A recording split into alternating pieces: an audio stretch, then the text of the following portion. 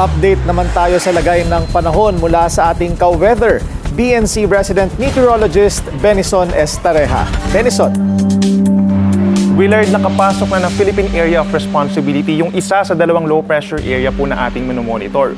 Huling namata ng LPA sa layong 910 kilometers silangan ng northeastern Mindanao. Ayon sa Pag-asa, hindi pa rin daw nakikitang magiging bagyo habang unti-unting lalapit sa ating kalupaan. Speaking of bagyo, naging ganap ng tropical depression or mahinang bagyo yung mas malayong low pressure area ngayong hapon. At huli itong namataan more than 2,500 kilometers po sa may silangan ng Mindanao. Inaasahang lalakas pa po ang bagyo na ito sa mga susunod na araw habang binabagtas ang mainit na karagatang Pasipiko.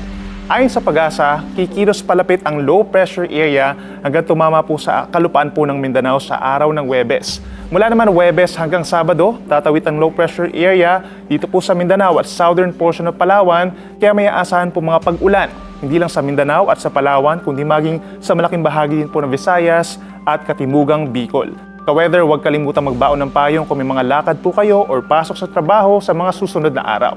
Samantala, pagsapit ng Sabado o Linggo, posibleng nasa loob na rin ng Philippine Area of Responsibility ang bagyo at tatawagin po natin Bagyong Kaloy, yung magiging pangatlong bagyo for this year.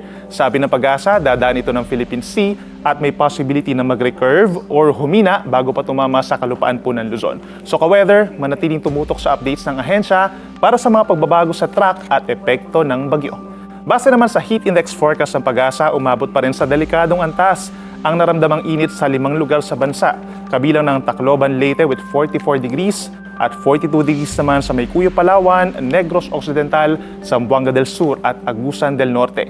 Bukas, araw ng Miyerkules, magpapatuloy ang matinding init sa may Tacloban, 45 degrees po ang forecast bukas.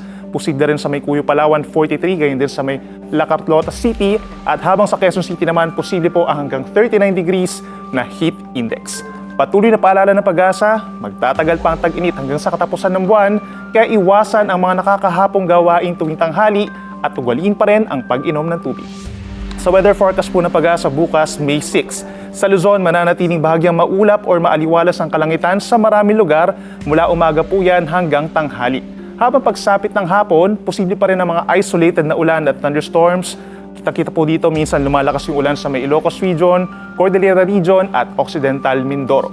Sa Visayas, Mindanao at Palawan sa Miyerkules, maaraw ngunit mainit sa maraming lugar habang may tsansa pa rin ng saglit na ulan sa umaga sa bahagi po ng Zamboanga Peninsula, Negros Island and Panay. Habang pagsapit ng hapon at gabi, posible na yung mga light to moderate rains sa Eastern Visayas at halos buong Mindanao dahil sa trough or outer part ng low pressure area.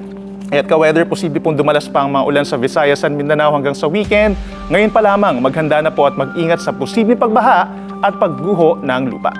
At yan muna napapanahong balita ngayong Martes. Ako po inyong ka-weather, Benison Estareja, na nagsasabing ang swerte darating sa tamang panahon.